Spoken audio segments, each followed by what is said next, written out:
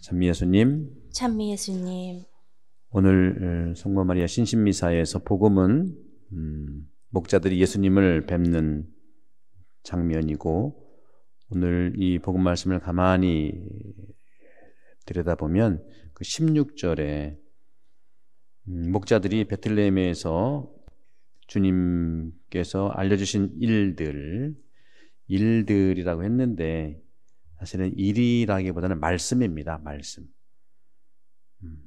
이루어진 말씀을 한번 들여다봅시다. 여러분도 성경을 통독도 하고 쓰기도 하는데, 그렇게 하는 이유는 말씀을 자세히 들여다보기 위해서 하는 것이죠. 읽는 것과 쓰는 것은 또 다르지 않습니까? 쓰다 보면 미처 읽을 때 안 보이던 말씀이 보이는 것이죠. 또 그 말씀을 깊이 들여다보는 것이 말씀을 이해하는 데 중요하다고 생각합니다. 그러면서 오늘 18절에는 이렇게 나옵니다.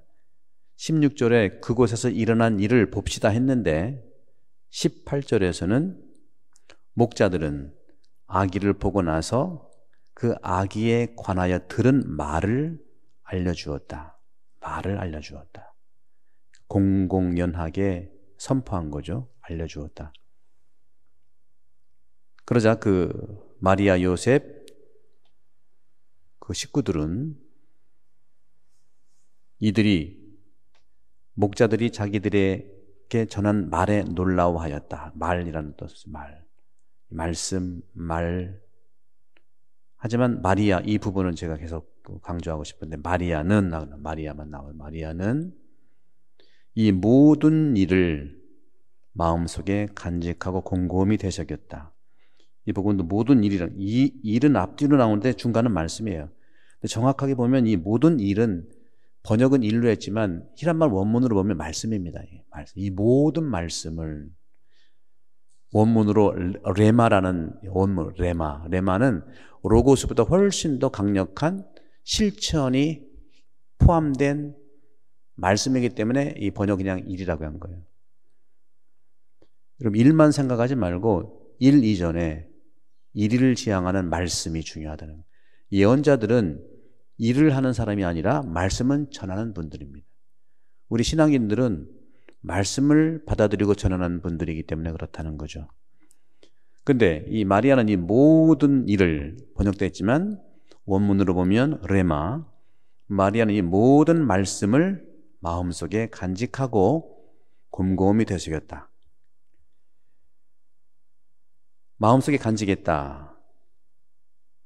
그리고 간직만 한 게 아니라 되새겼다. 간직하고 되새기는 것이 중요합니다. 간직만 하는 것도 아니고 그냥 되새기기만 하는 것도 아니에요. 여러분, 되새기는 거 아시죠? 소가 되새김질 하잖아요. 그죠? 뭐가 있어야 되새김질 해야 될 거 아닙니까?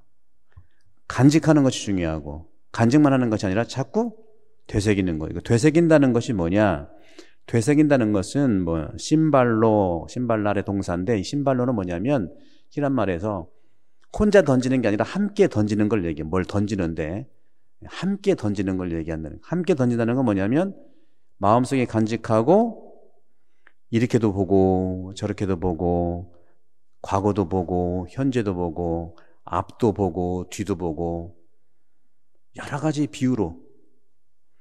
특별히 루카복음은 이 되새겼다는 신발로 동사는 어떤 뜻이냐면 논의하는 거예요. 어떻게 보면 토론도 하는 겁니다. 나와 스스로 토론하는 거예요. 내 스스로 토론하지 않고 내 스스로 논의하지 않고 말씀은 움직일 수 없습니다. 우리 기계가 아닌 이상.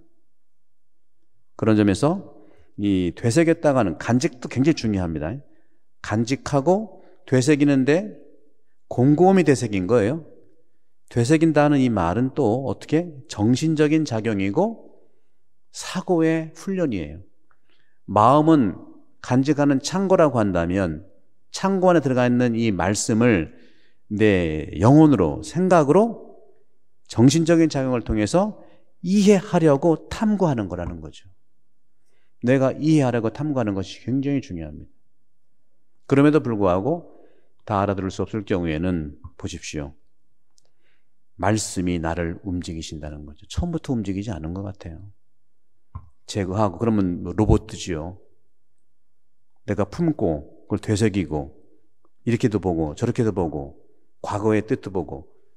저도 학교에서 오랜 동안 학생들한테 강의했지만 또 이곳에서 하니까 또 새로운 거예요. 왜? 내가 그걸 다시 또 새롭게 보기 때문에 그렇다. 새로워지는 거라. 매일 똑같지 않습니까? 그 밥의 그 나물은 내가 새로워지지 않았다는 뜻일 수도 있어요. 그렇죠? 내가 새로워지는 거. 그런 말도 하죠. 사랑이 변하는 게 아니라 사랑에 대한 표현이 변하는 것처럼. 저는 그래서 이 마리아에 대한 이 말씀을 드리면서 우리 한국전주교회도 그렇고 전 세계는 여성들의 이 삶이라는 건 대단히 중요하다. 한국을 놓고 보더라도 얼마나 훌륭한 여성들이 많았습니까? 뭐 평강공주도 그렇고요. 또 신사임당도 그렇고 한석봉도 그렇고 다 이런 마음속에 간직하고 얼마나 되새기느냐. 되새긴다는 건 뭐라고 그랬어요? 큰 흐름들을 여러분들이 점, 선, 면, 부피 있잖아요. 점의 세계는 선의 세계를 이해할 수 없겠죠. 그러나 그것들이 만나야 하나의 입체면이 되는 거고 3차원, 4차원이 되는 거라는 거죠. 저는 안타까운 일들이 여러 가지 많지만 우리나라의 마지막 왕비였죠. 명성황후라고 하는. 명성황후는 사실은 나중에 대한제국이 돼서 이제 황후라고 했지 훌륭해서 황후라는 측면보다는 그렇습니다. 우리 민비 그러잖아요. 왜 그렇게 하겠습니까? 참 안타까워요. 이 부분을 보면 민비는 마리아가 했던 것처럼 그 여러 말씀들을 품고 되새기질 않았어요. 참 안타까워요.